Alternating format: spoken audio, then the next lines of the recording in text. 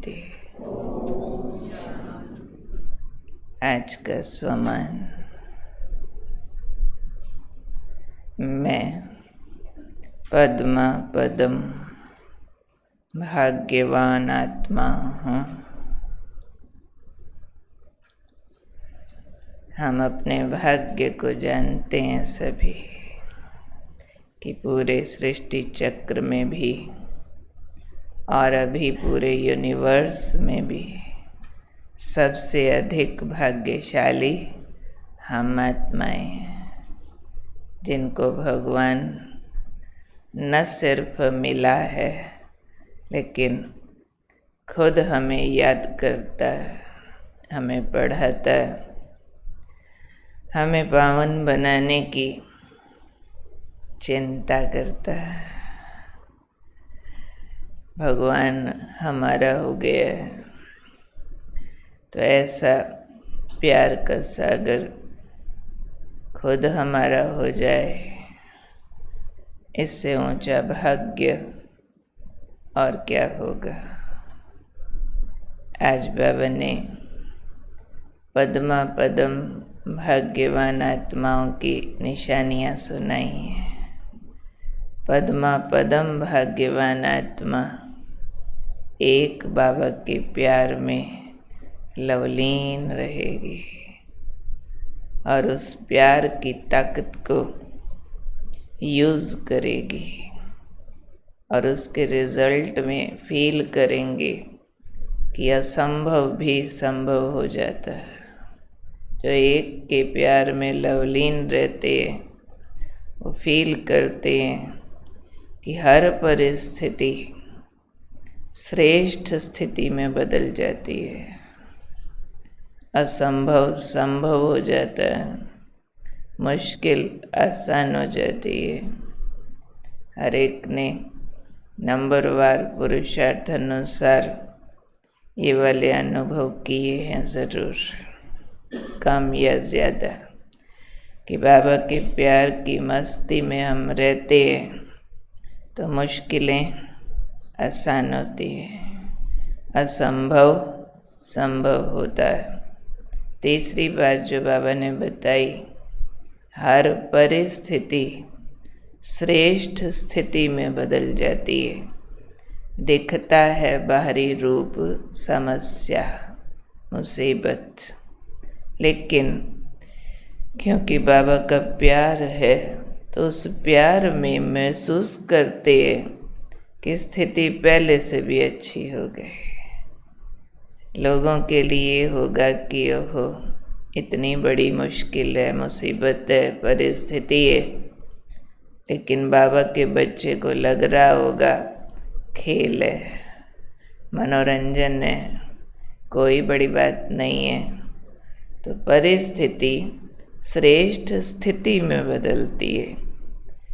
बहुत बार हम महसूस करते हैं कि आगे पीछे लगता है शायद हम साधारण स्थिति में घूम रहे थे, लेकिन जो पूर्व की तैयारी की हुई होती है बाबा के प्यार में रहने की, हर बात बाबा को अर्पित करने की, तो भले हमें लगेगा कि आज हम साधारण अवस्था में हैं, लेकिन जैसे ही कोई बात आएगी तो अंदर से सारी शक्तियाँ जग जाएंगी और महसूस होगा कि ये तो स्थिति पहले से भी अच्छी हो गई है।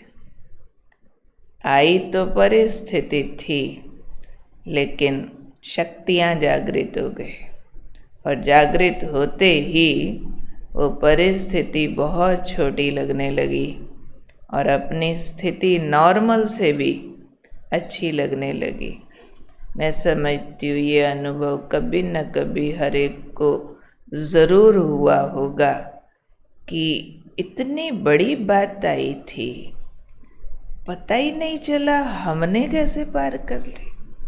मैं पहले वाली होती तो ये वो इतने बड़े रिएक्शन करती, दुखी होती, डिप्रेस होती, रोती वगैरह, झगड़ा करती, और अभी इससे भी बड़ी बात आके चली भी गई और अपने को तो कुछ हुआ ही नहीं। पता ही नहीं चला कि कुछ हुआ भी है। ऐसा ऐसा अनुभव जिसको कभी कभार भी हुआ, हाथ खड़ा करो, देखो सबको हुआ, सब होता है। बाबा के सभी बच्चों को होता है, क्योंकि हम पूर्व तैयारी करते हैं। बाबा रोज़ हमें मरने की बातें सुना रहा है। तुम मरे पड़े हो, ये सब मरे पड़े हैं। इन आँखों से जो देखते हो तुम्हारे सामने सामने ख़त्म हो जाएगा, सबको आग लग जाएगी, है ना। पहले तैयारी हो रही है ना, सामने भी हुआ नहीं है। अम्मा मरे तो भी हलवा खाना, बीवी मरे तो भी हलवा खाना। तो ये जो पहले बाबा हमें तैयारी करा देते हैं, और रोज़ बाबा के प्यार के गीत गा रहे हैं, बाबा के प्यार में अमृत वेला उठ रहे हैं, दौड़ दौड़ के मुरली सुनने आ रहे हैं, स्टडी कर रहे हैं, प्यार जमा कर रहे हैं ना अंदर। तो ये भी हमारा बैंक बैलेंस है ना सारा, जो भी एफर्ट करते हैं उससे आत्मा भरपूर होते होते होते जब ज़रूरत पड़ी तो वो खजाना काम आता है। जैसे कोई भले छोटी छोटी रकम भी बैंक में जमा कराता रहे, पर मौका आने पर वो बड़ी होकर मुसीबत टल जाती है, उस रकम से काम बनते। तो ये भी हमारा खजाना जमा हो रहा होता है प्रभु प्यार का। तो बाबा ने कहा संगम युग में बाप का वायदा है। बाप का वायदा सुन लो कि प्रीत की रीत निभाते रहेंगे। बाबा प्रीत की रीत निभाएगा। क्या निभाएगा?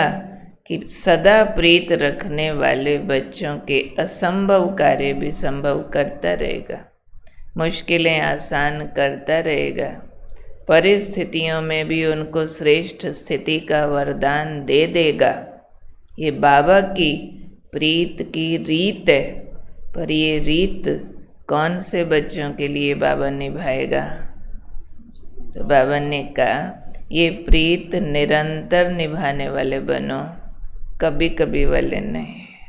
कि कभी प्रीत में वाह बाबा तेरे सिवाय कोई नहीं, जीना मरना तेरे नाम, और कभी कभी कोई और के नाम हो जाए तो वो तो फिर प्रीत की रीत नहीं हुई ना। प्रीत की रीत हम निभाएं फिर बाबा भी निभाता है। तो बाबा ने कहा कभी कभी प्रीत करने वाले नहीं बनो, सदा प्रीत की रीत निभाने वाले आप बनो। तो बाबा भी आपकी प्रीत के उत्तर में आपकी मुश्किलें आसान कर देगा। तो इसलिए आज के वरदान से हमें ये सबक मिलता है, कोई भी बातें आ जाएं दिखने में कितनी बड़ी हों, हर एक बात का एक ही सॉल्यूशन है कि बाबा से प्यार थोड़ा और बढ़ा लो। बस जहाँ समस्या दिखती है माना समस्या बड़ी हो गई, हम छोटे हो गए, क्योंकि बड़े बाप का प्यार कुछ कम हो गया था। वो बड़ा बाप बीच में शामिल कर दो तो बात छोटी, बाप बड़ा तो हम बड़े बाप के बड़े बच्चे, तो बेड़ा पार हो जाएगा उससे। एक सीन देखा था हमने भगत प्रहलाद की एक फिल्म में, जिसमें हिरण्याकश्यप प्लान कर रहा है, उसको जेल में डाला हुआ है कि कल इसको जहर मिली हुई खीर खिलाएंगे। इसको खीर बहुत पसंद है, कई दिनों से भूखा रखा हुआ है, तो जहर मिली हुई खीर खिलाएंगे, मर जाएगा। तो दिखाते हैं कि प्रहलाद जो है वो लक्ष्मी का पुत्र है, विष्णु पुत्र, लक्ष्मी पुत्र। ऊपर लक्ष्मी मैया ने सुना, बड़ी चिंता उसको कि कल मेरे बच्चे को मार देंगे, ऐसा दिखाते हैं। यानी भगवान का बच्चा है, हम भी भगवान के बच्चे हैं, हमारी कहानी। तो जैसे ही उसने सुना वहाँ से गायब हो गई। गायब होके तो उसको तो अब सॉल्यूशन करना था कि ये बच्चा जहर वाली खीर से मरे नहीं। शंकर भोले के पास पहुँच गई। उसका काम क्या है? जहर पीना। हाँ, वो उसको जहर पीने वाला दिखाते हैं तो शिव बाबा। तो उसके पास पहुँच गई कि कुछ भी करो, मेरे बेटे के पेट में जहर नहीं जानी चाहिए, जहर आप पियो, खीर मेरा बेटा पिए, प्रहलाद को ऐसे बचाना। तो उन्होंने कहा ओके। इतने में नारद मुनि आए और विष्णु जी से पूछने लगे लक्ष्मी मैया कहाँ है। कहते गई होगी भोले के पास, क्योंकि अपने बच्चे की चिंता रिक्वेस्ट करने गई होगी कि उसको जहर का असर ना हो। ये सीन मुझे बार बार याद आता है। कोई भी बात आती है तो मुझे लगता है कि ये जो सारी सृष्टि बच्चे है, हम बाबा के समान पालनहार है, चलो भोले बाबा के पास, जहर आप पियो, बाकी अपने बच्चों को सुरक्षित करो। ये बात ऐसी है बाबा, लो। तो उसका जहर पी के बाकी बात की खीर हमें दे दो, यानी जहर वाली खीर को मीठी स्वादिष्ट खीर बना दो।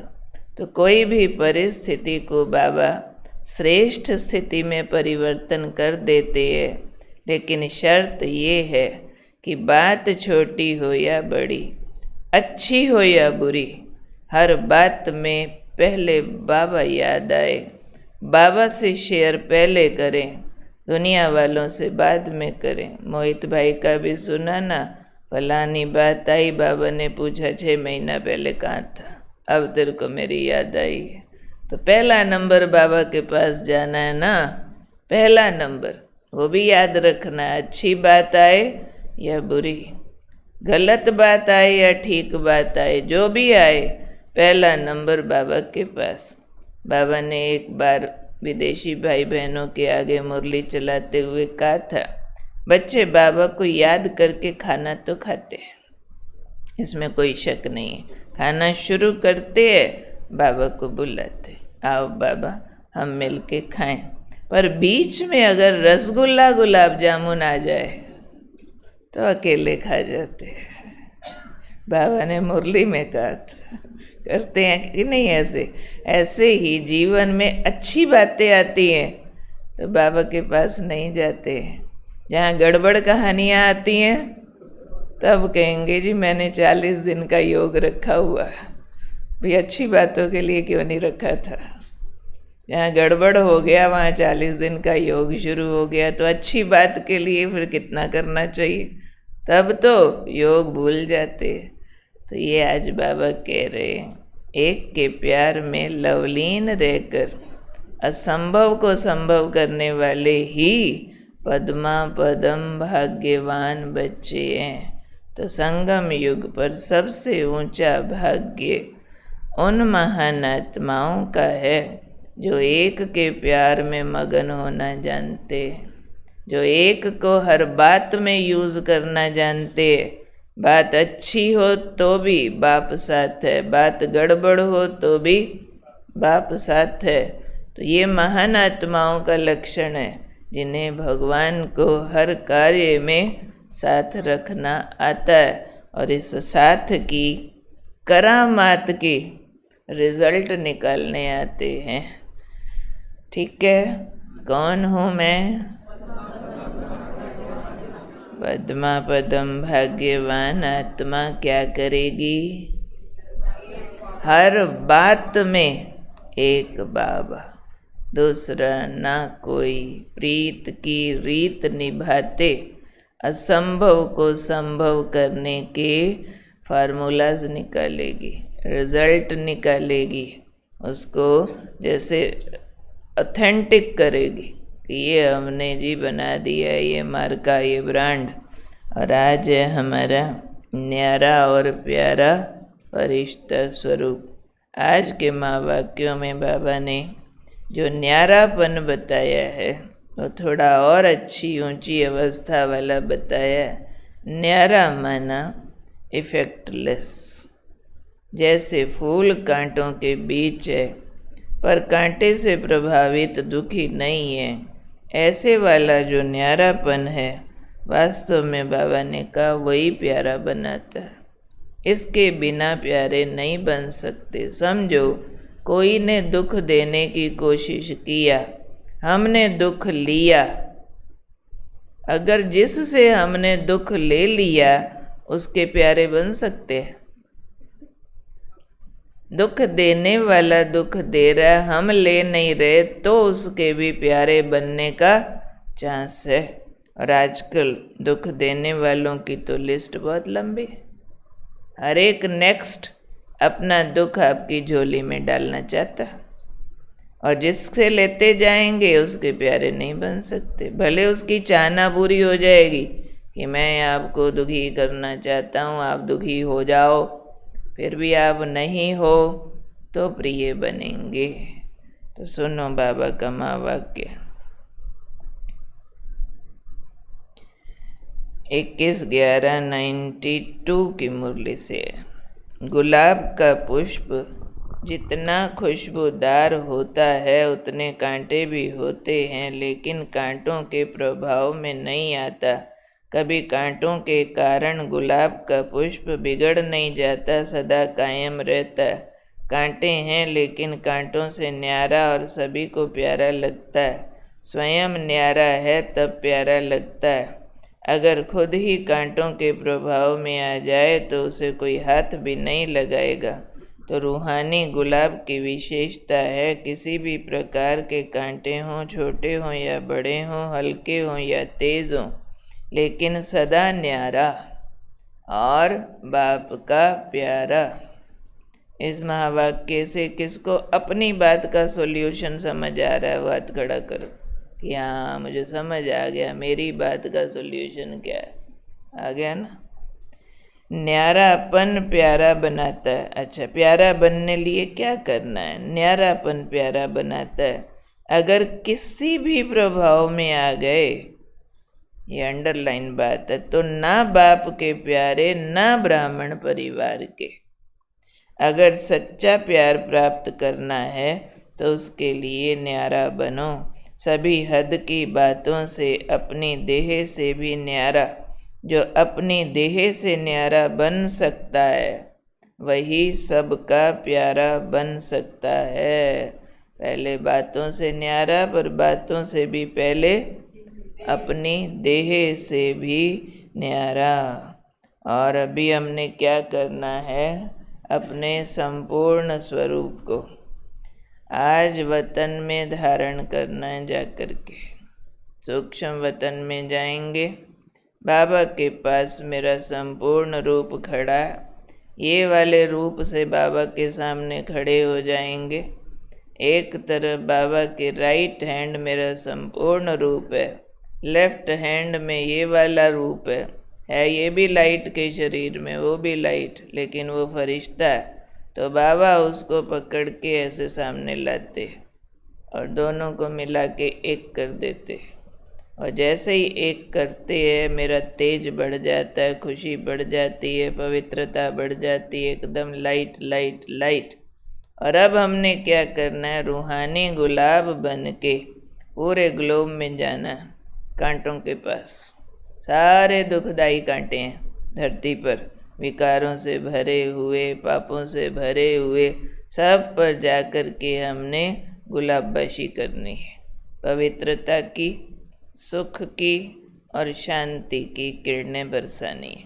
पवित्रता की, सुख की, शांति की। 21 बार ये प्रैक्टिस 3-3 मिनट करनी है। क्लियर हो गई? ठीक है, चलो।